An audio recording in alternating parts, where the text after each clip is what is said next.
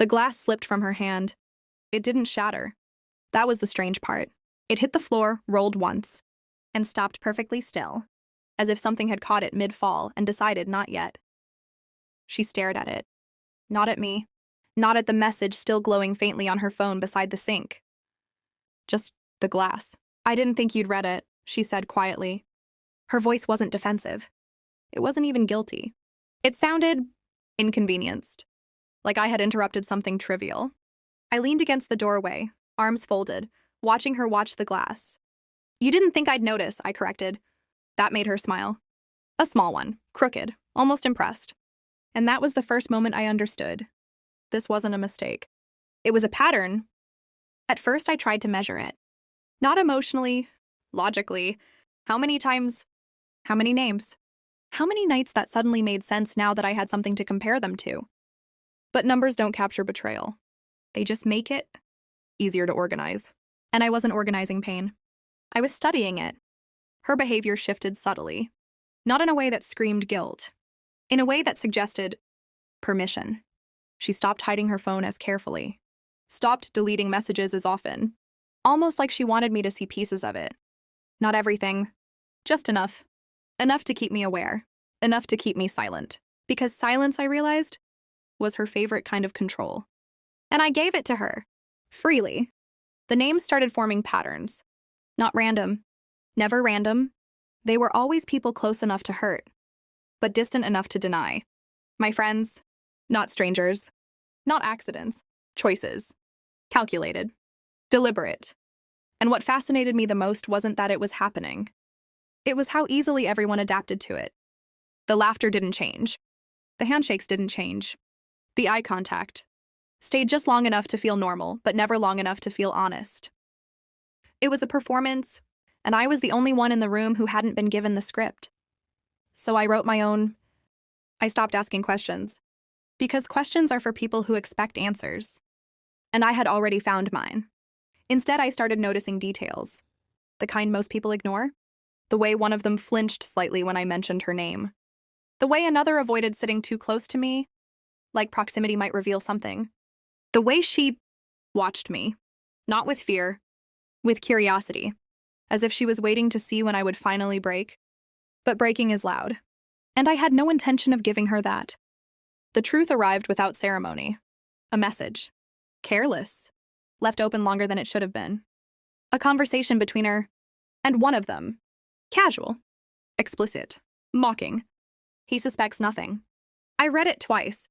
Not because I needed to, but because I wanted to feel something. Anything. Anger. Jealousy. Rage. But there was nothing. Just a quiet, steady understanding settling into place. Like a puzzle piece finally clicking where it belonged. I locked the phone. Placed it back exactly where it had been. And exhaled slowly. Not in relief. In acceptance. When I confronted her, it wasn't a confrontation. Not really. No raised voices. No accusations. Just truth. Placed gently on the table between us. "I know," I said. She didn't ask what I meant. She already knew. Her reaction wasn't panic. It was calculation. "How much?" she asked. "Enough." A pause. Then she laughed. Soft, dismissive. "If you don't like it," she said, repeating her own words like a rehearsed line, "you can leave. They'll be happy." There it was again. That sentence. The one that wasn't supposed to feel real. I nodded. All right. And this time, I meant it. The next morning, I woke up before her.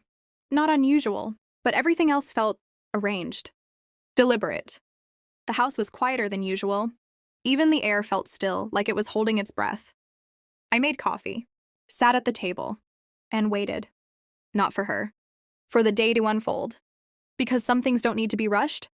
They just need to be allowed. The calls started around noon, one after another.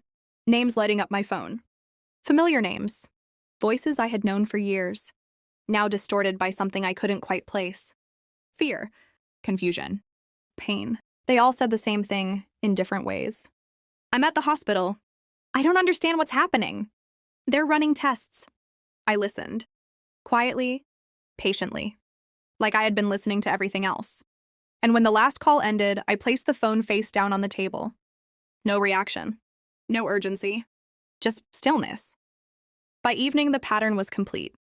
Every single one of them, same hospital, same symptoms, same questions, different voices, identical fear. She noticed, of course, the calls, the silence. The way I didn't explain anything. "What's going on?"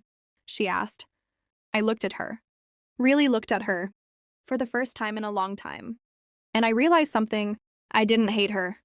Not anymore. Hate requires emotion, and emotion requires attachment, both of which had already ended. "You'll see," I said. We went together, she insisted. Curiosity had finally replaced confidence. The hospital corridors were too bright, too clean, too honest. Unlike everything else, they were all there, sitting in separate rooms, avoiding each other's eyes, avoiding mine. But the moment we walked in, everything shifted, because now there was no pretending and no performance, just reality, waiting to be acknowledged. The doctor entered with a folder, thick, heavy, final. He looked at each of them, one by one, then opened it. "I'm going to be direct," he said. And I watched. Not their faces, not their reactions, just the moment, the exact second when understanding would replace denial, when truth would stop being abstract and become personal, permanent. Their expressions changed slowly. Confusion first, then disbelief, then something deeper, something colder, horror. One of them looked at me, not with anger, not with accusation, with realization, like he had finally understood something that had been in front of him all along. Her hand tightened around mine. For the first time, there was fear in it. Real fear. "What is it?" she whispered. I didn't answer. Because some truths don't need to be spoken. They just need to be seen. In the end, there were no screams, no dramatic confrontations, no revenge speeches, just silence. Heavy. Unavoidable. Final. Some relationships don't end with betrayal. They end with understanding. And understanding is far more permanent. I stood there, watching them process something they could never undo. And for the first time in a long time, I felt nothing. Not victory, not regret, just absence. Because the moment you truly see everything, you stop being part of it. And once that happens, you don't leave loudly. You just stop existing in their world, like the glass that never shattered. Not broken, just no longer held. Thank you so much for watching this video. We tried our best to make it feel as real as possible. If you like it, please like the video, follow and subscribe to the channel. Your support means a lot to us. We'll see you again with a new story. Thank you.